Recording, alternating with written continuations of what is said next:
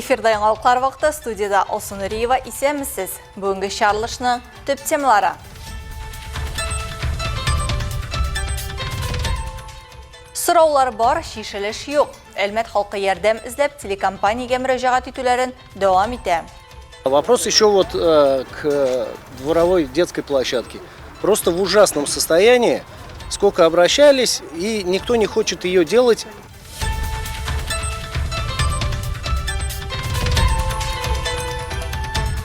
Хәтер җырларда яши. Калабызда студентлар хорлары фестиваленең зона туры үтте. Бик нык горурланам, үземнең илем белән, халкым белән.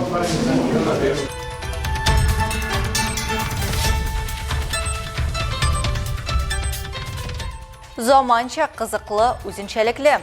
Азнакайда фиджитал футбол буенча ярышлар узды.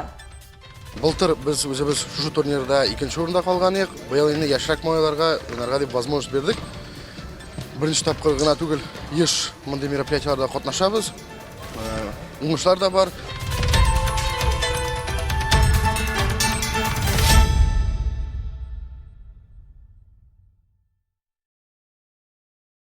Әлмәт халкы ярдәм эзләп телекомпаниягә мөрәҗәгать итүләрен дәвам итә. Бу юлы игътибар үзәгендә Герцена урамы 88 адресы буенча урнашкан йорт.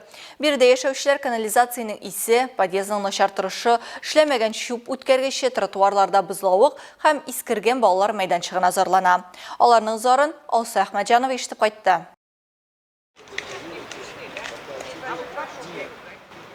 Әлеге йортның проблемалы икәне аның ишек алдыннан күренеп тора. Тротуарларда бозлавык, ватылган иске балалар мәйданчыгы, йорт территориясендә чүп-чар өеме. Безнең килүгә яшәүчеләр активы өй янына җыелган иде. Аларның һәрберсе 7нче идарәче компания эшеннән канәгать түгел. Рәмзилә Дәүләтшина хәл ителәсе сораулар ишек алдында гына түгел, подвалда да шактый ди.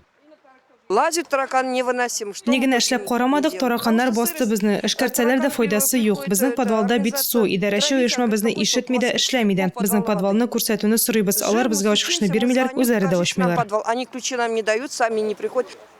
Халыкның борчыган тагын бер сорау, ул ишек алды юлы. Йорт күп функциялы үзәк янында урнашкан. Шуңа биредә машиналар күп йөри. Өстәвенә әлеге үзәккә килгәннәр беренчедән йортка яшәүчеләр өчен бүленеп бирелгән машина кую урыннарын алалар. Тыңгылык юк дип зарлана халык. Моңа өстәп җылы һава торышына карамастан тротуарларда боз. Бу идарәче оешманың боз катлауын ватмавы һәм ком сипмәве турында сөйли.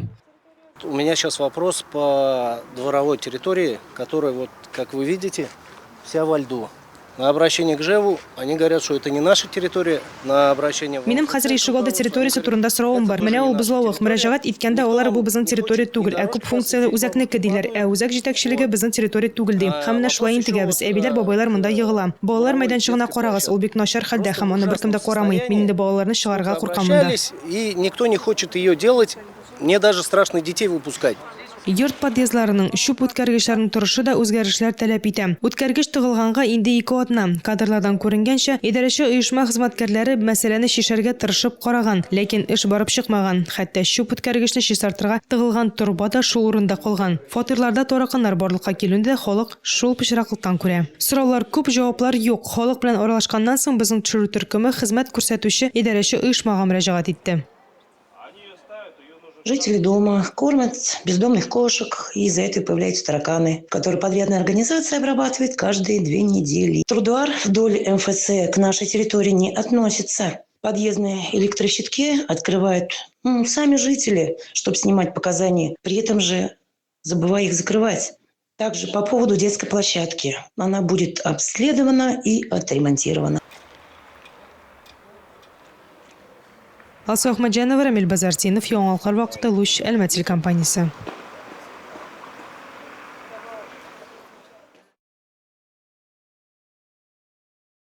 Ишек алды уңайлы, шуңа зур үзгәрешләр кертмәдек. Жуковский урамындагы 10нчы йорт ишек алды кураторлары шулай дип белдерә. Быел биредә безнең ишек алды республика программасы кысаларында эшләр башкарылачак. Төзекләндерү эшләре гыйнвар аенда проблемаларны уртага салып сөйләшүдән үк башланды.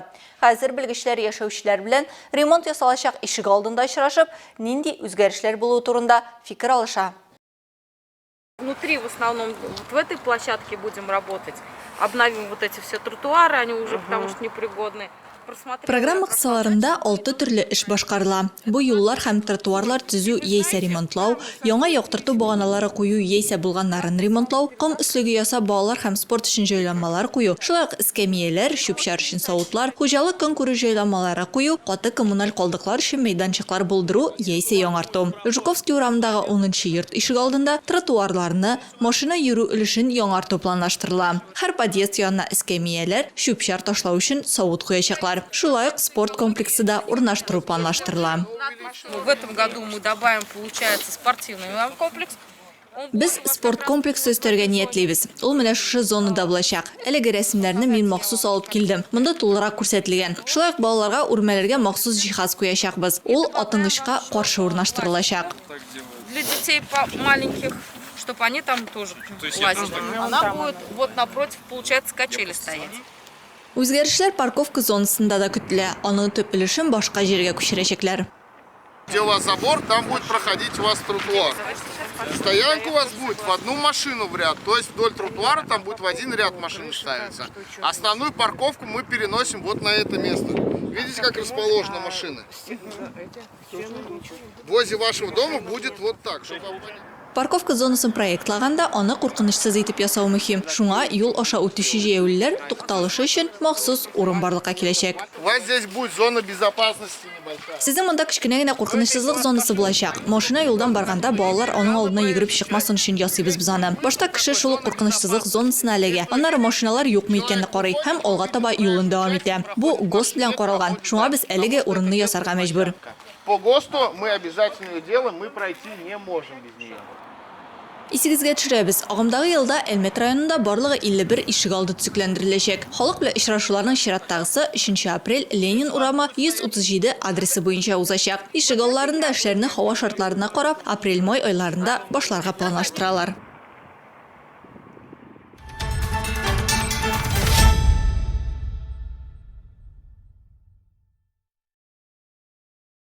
Biz büyük җиңүгә китергән апрель ае вакыйгаларына күчтек. 1945 елның 2 апреле Бөек Ватан сугышының 1381 көне. Тарих битләрендә бу көн 2 Украина фронты гаскәрләре Братислава юнәлешендә Словакияның Топольчаны тимер юл станциясен һәм тагын 100дән артык торак пунктын алулары белән кирип кала. Шулай ук алар Дунай белән Нойзидлер күле арасындагы Австро-Венгрия ишегенә чыгалар. Маршал Федор Толбухин җитәкчелегендәге 3 Украина фронты гаскәрләре Болгар гаскәрләре белән бергә Балатон күленнән көньяк-көнбатыштарак һөҗүмне дәвам итеп, Венгриянең нефть сәнәгате үзәген Натканижа шәһәрен дошманнан азат итәләр. Бу җиңү хөрмәтенә Мәскәүдә хәтта 124 артиллерия орудиясыннан 12 залп биреп салют таталар. 1945 елның 2 апрелендә барлык фронтларда дошман гаскәренең 25 танкы һәм үз йөрешле орудиясе юк ителә. 34 самолеты бәреп төшерелә. Әлмәт политехник техникумында җиңү җырлары исемле студентлар хорлары фестиваленең зона туры узды. Бөек Ватан сугышында җиңүнең 80 еллыгына багышланган чарада 7 коллектив сугыш еллары, солдат дуслыгы, җиңү шатлыгы турында җырлар башкардылар. Катнашчыларның осталыгын безнең төшерү төркемендә күреп кайтты.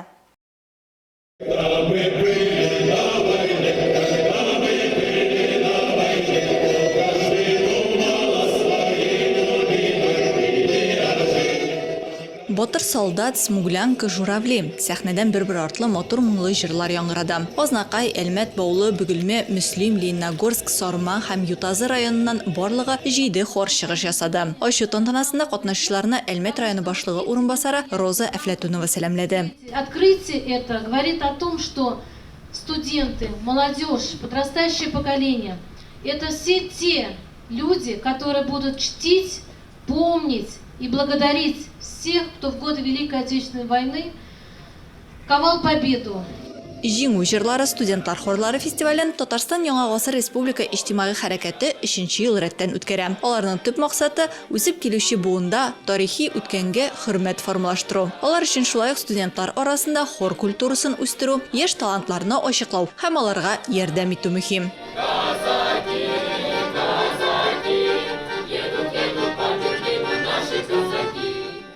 Задача наша, во-первых, Безнең бурыч беренчедән яшьләрдә үткән тарихка хөрмәт формалаштыру, икенчедән алар җир мәдәниятен, бигрәк тә сугыш еллары җырларын өйрәнсеннәр иде дигән теләктәбез. Чөнки сугыш вакытында җырның әһәмияте зур булганын беләбез. Ул солдатларга көч биргән һәм тынычландырган. Имела песня, она и поддерживала солдат, она и успокаивала солдат.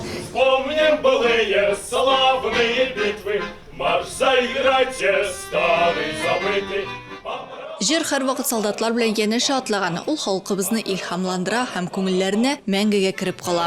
Раскудрявый, клен зеленый и звездой, я влюбленный и смущенный пред тобой. Катнашучылар сүзләре буенча, сугыш җырларын башкарып, алар геройларыбызның батырлыкларын искә төшерә һәм ватаныбызны яклаган кешеләргә хөрмәт белдерә алдылар. Патриотизм хиссе һәм тарихны саклау безнең өчен мөһим дип ассызыклый Ролинә Мөхәммәтҗанова. Аларның Сарман аграр коллективы коллективында 18 кеше. Мондый состав белән беренче мәртәбә чыгыш ясыйбыз ди. Фестивальгә Батыр солдат һәм Катюша җырларын сөйлиләр. Батыр солдат ул инде шулай ук сугыш турында җыр, патриотический, шуның өчен без балалар белән сөйләп алдык ул җырны. Катюша инде бөтенесе ярата торган, шундый сөйкемле матур җыр. Шуның өчен безнең өчен Катюша иң әйбәт вариант булып чыкты.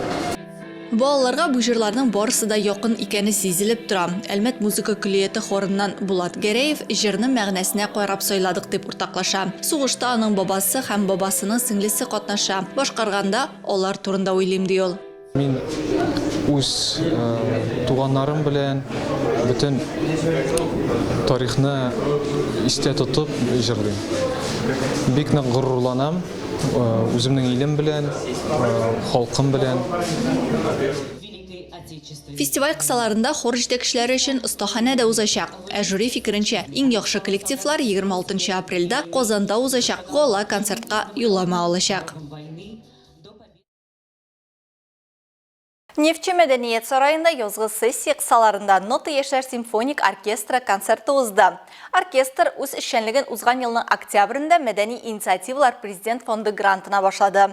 Остазлар, сәнгать җитәкчесе һәм дирижер Игорь Ежов белән берлектә Нота оркестры тамашачыларның ял көнен чын бәйрәм итте.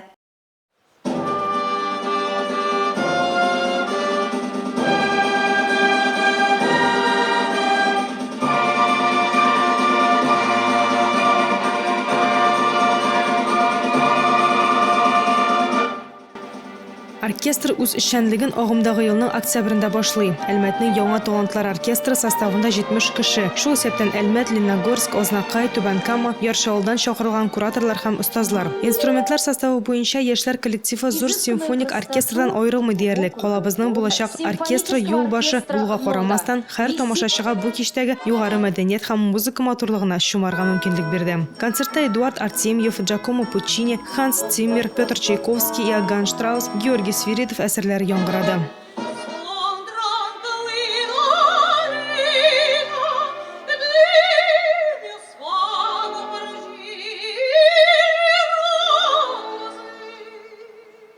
На самом деле этот проект очень интересный. Шынлыкта бу проект минем өчен бик кызыклы, ул безгә зур тәҗрибә бирә. Барысының да оркестрда уйнарга мөмкинлеге юк бит. Ә без менә чакыргач килдек. Элдәре килгәнбез әле. На самом деле хорошо то, что мы согласились тут играть.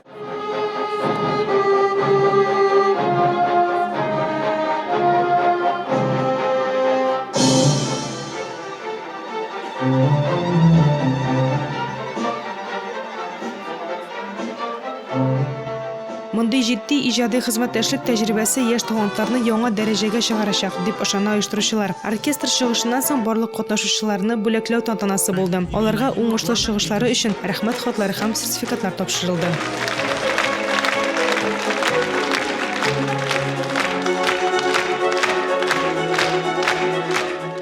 У нас две программы: осенние сессии, весенние сессии. Бездә ике программа: көзге сессия, язгы сессия бар. Шулардан без иң яхшы әсәрләрне сайлыйбыз һәм аларны Притяжение музыки халыкара фестиваленең беренче концертында тәкъдим итәчәкбез. Анда Татарстан Республикасы яшьләр оркестрында чыгыш ясаячак. Аларның үз программалары бар, безнең үзебезнеке. Ләкин кайбер әсәрләрне бергә уйныйбыз. То есть у них будет своя программа, у нас будет своя, и какие-то номера мы сыграем с ними вместе.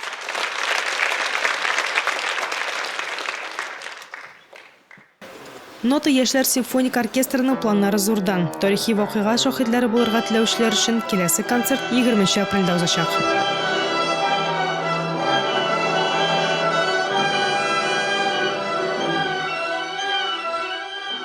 Алсу Ахмеджанова, Рамиль Базартинов, Яңалыклар вакыты Луч, Әлмәт телекомпаниясе.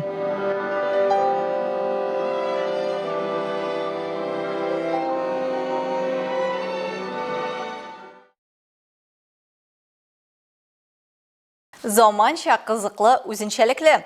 Ознакайның Алга футбол манежында район башлыгы кубогына фиджитал футбол буенча ярышлар узды. Аны оештыручылар районның яшьләр үзәге һәм алдынгылар хәрәкәте иҗтимагый оешмасы лидерлары.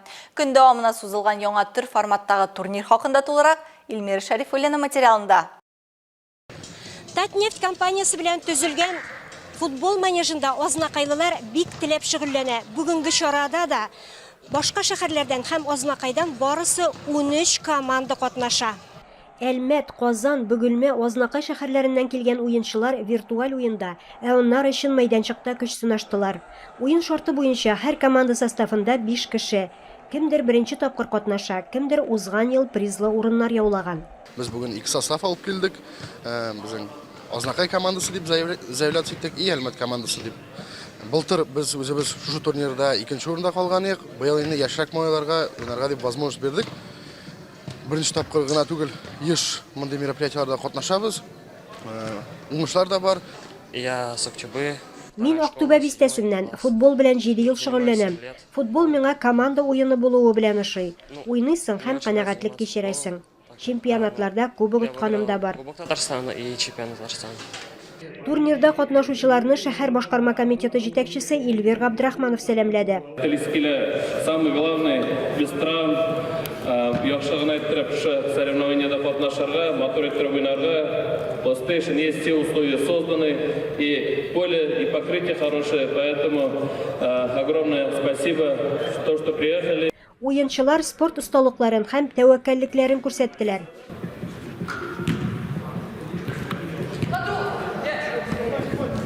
Соңыннан голлар суммаланды һәм җиңүчеләр билгеләнде. Нәтиҗәдә Ознакайлылар җиңү яулады. Әлмәт командасы 2-нче урында, районның тагын бер командасына 3-нче урын бирелде. Илмира Шәрифуллина, Рөстәм Акбаров, Яңалыклар вакыты, Луч, Әлмәт телекомпаниясе.